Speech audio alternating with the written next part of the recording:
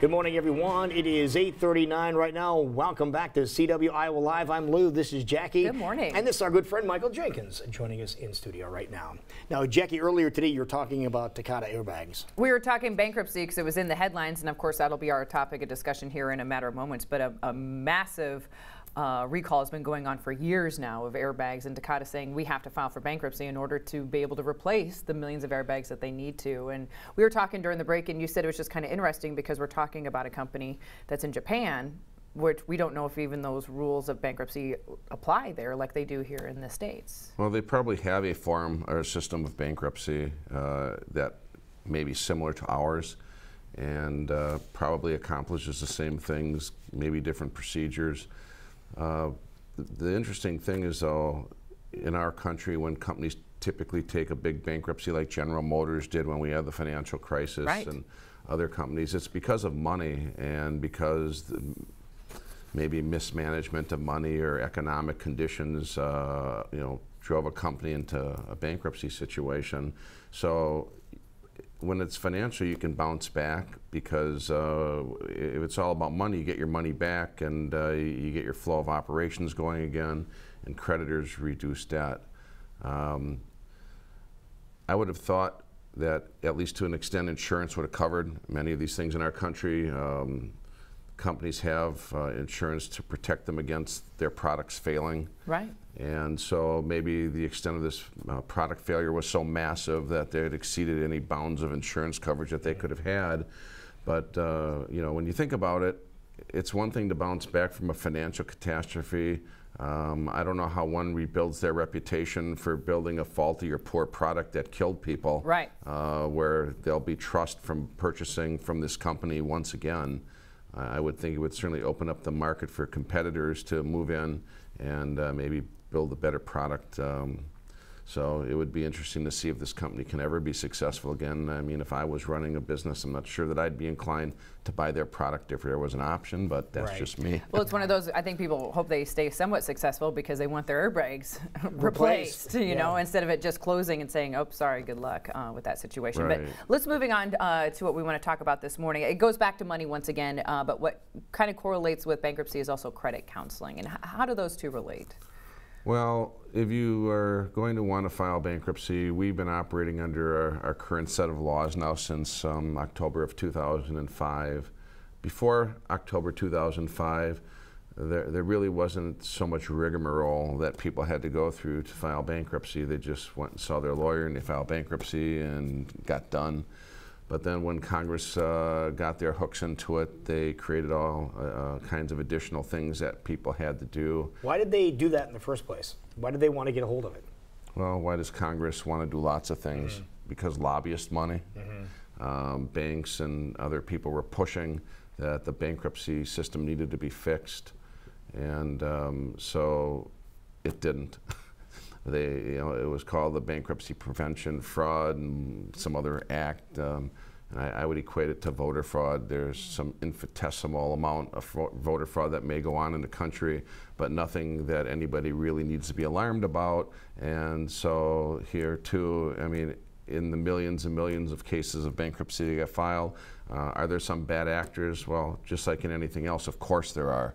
You don't have to shake a system upside down just to fix some minor problem that existed. It wasn't an increasing problem or anything like that. Right. But they thought they needed to fix it. It's a couple of bad apples is all. And they didn't really fix anything. They just made it more time-consuming and more costly. And most of the goals that they attempted to accomplish didn't work. Again, a common failure of legislation. Right.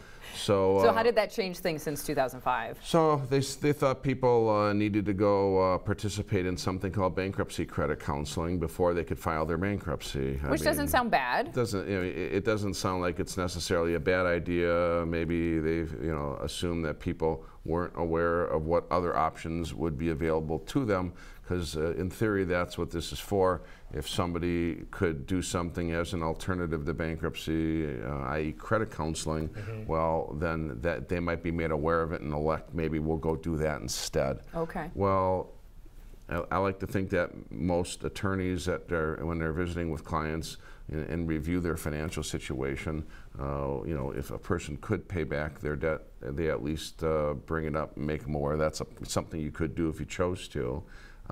We certainly do that, but it doesn't really turn into that. I mean, this is usually done either on the internet or it's done locally. So many internet companies. So we use one, and then for those people that computers are part of their life and they actually have one, or a laptop or a tablet, I'm finding more and more that people who are tied into the digital age only have it on cell phones, and they don't have computers or laptops or tablets. And so for those people, we also run into people that just aren't in a digital age at all, don't have a computer, never have. So we have our clients call Consumer Credit of Des Moines to do it by telephone. It's a very simple process. But the way it works really is it's just jumping through a hoop. Personally, I don't think anything's being accomplished other than alleviating somebody of some extra money they had before, because for most people, there's a cost to this little adventure. Oh. And, even if you go online and fill it out online? Yeah. And it varies. I mean, I know the company that I use online, the people pay $20, so a single person pays $20, or if it's a husband and wife doing it in the same session, it's still $20. Now it's because I get a little discount my clients do with this company, and that's kind of why I use them. But so it's not a big fee. And consumer credits, I think a single person I think pays $50, if I've got that right. I hope Tom Coates and his group there don't call and say he's got it wrong. And if you're a husband and wife, I think it's $85. And the counselors there, I think, have some discretion based upon people's circumstances that sometimes they can reduce it. Now, across the board with all the agencies, there is, I think, some standards that if you fall within a certain percentage of the poverty guidelines, I think it's like 150% of poverty level.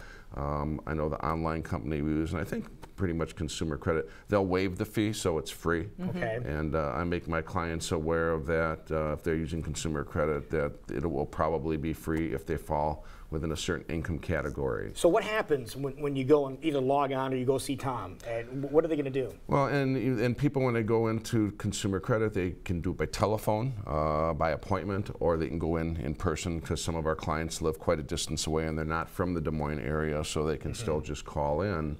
And what it really involves is, whether it's online or whether it's talking to a person at Consumer Credit, they're going to review the debts. They're going to kind of go over what income a person has coming in, the living expenses that a person is spending, their customary ones. Now, on the online one, you're really not having any personal discussion with somebody. They give you a lot of information to read while you're on the online one.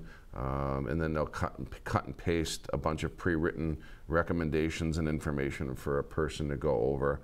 I think it's probably better if you can talk to somebody on the phone and go over things about a situation. But either way, I mean, it isn't something that's very difficult to do. It's just a requirement. You don't say this is required. If your case is filed and you haven't done this, and you have to have a certificate that you file with the case is almost dead on arrival. How long does it take to complete Wow. this whole class? Well, the online one, they say to allow up to an hour. I've helped people do it. It can be done in a half hour. It depends with the person that you're on an online chat with who's copying and pasting material to read. Sometimes you have to wait on them because they're doing it with other people too. If you're doing it with Consumer Credit on the phone or in person, I've not sat through one. I would have envisioned that it probably could take, on the short end, 20 to 25 minutes, and on the other end, longer, depending upon how chit-chatty the particular individual is. Some people just start pouring out their life story when they're talking to people. Yeah, everyone's personal scenario. But the counselors at Consumer Credit are really nice, and you know, they've got useful information to give to people. So, you know, they have a good organization over there, and so people probably, you know, get something out of it more so than what they do online. But the online's a little bit cheaper, so a lot of our clients choose to save a few dollars because they don't have many dollars to spare. But Right. it's a requirement, and whether it's useful or not useful or a waste of time, it's got to be done. Otherwise, the case is kicked before it even gets finished filing, just about. They said it has to be done. Is there a timeline on this? Yeah, well, if you do this counseling, it's good for a limited time period. So we always tell our clients not to kind of do it and then worry about getting their stuff back to us later, because there is a clock that ticks on the validity of the certificate that's issued. Okay. And it's got to be filed within 180 days of your bankruptcy being filed. So some people take a long time to save their money, get their paperwork back, or they just procrastinate and don't get things done. And 6 months can go by and it's expired, then they got to do it again. Do it again. So we always tell our people, they don't always listen. Don't do it until you're ready to bring back your money and paperwork to us. Then do it the day or two before, and that way there won't be any expirations of the certificates. And we try to keep an eye on it, and we've had maybe one or two in the last 12 years expire, and we filed it and didn't catch it, and we found out that oops. Found out the hard way. Well, there's something else we want to make sure we talk about that people probably don't know about. It's called a pre-discharge bankruptcy education. What's this all about? Yeah, so we've got the case filed, and now another requirement before your case can complete successfully is you have to take a bankruptcy class. And just like it sounds, it's a class. Now it's not classes. People call up and go, do I have to take classes if I file this bankruptcy? And right. No, it's just one class, and it's not like you have to go numerous times like you're going to high school or something. So it's a 2-hour class. And so at least in our market here, you can only do it online. We used to at various times have some agencies that had a live in-person one, and so we did send some people to that, again, the people that were technologically challenged or didn't have computers. And so, but now everybody's got to do it on the computer, and everybody manages somehow. There's always the library. And so it's got some useful information. My clients over these many years have commented to me that they thought they got something out of it and that it was worthwhile. And I mean, that's the goal of it. People, you know, when they file bankruptcy, sometimes don't want to just be a lost soul out there. You know, they have not figured out what got them there. And, right. you know, there's habits that they've had that led them into this direction. And so this class is to help people understand how they can do things in the future in different manners of their life that will you know, prevent them from getting into this predicament once again. And so the online thing basically involves reading a book. They give you a little pre-test before you start, just to kind of see how smart you are before you get into the thing. And it's just to kind of get you into the flow of what you're going to be reading. The company we use is ClearPoint, but there's many companies out there. This book's got 8 chapters to it. I don't know anything about what the other companies do because we only use one, but they must probably be similar. Right. And so when a person gets done reading one of these chapters, at least with the company we use, they give them some sample questions, and they're being timed. So once they've fulfilled the 2-hour requirement that legitimizes the course, then they allow them to do the final multiple choice test that you got to take at the end. It's like 30 questions. You got to get 21 right. I looked at one the other day, and it's not really difficult, and nobody has any problems with it. It's not geared to cause stress. So a lot of the things come from everyday life that people are going to know things, and other parts of it, just like in school, if you came to class and the guy or the teacher was talking, they tell you stuff that was, you know, you better have read it to know it. Right. Well, they give you a link on each question. If you don't know it, you can go and back to the chapter where it came from and That's find the way to take it. answer. Perfect. Well, there's Perfect. things you need to know when it comes to bankruptcy, and it's good to go to a professional. If they want to get in touch with you, if they have more questions, how can they do that? Well, you can call me at 255-1855. We can answer your questions, or you can find me on the internet at www.iowa-bankruptcylaw.com. Perfect. Thank you, Michael Jenkins. Thank you. We will be right back.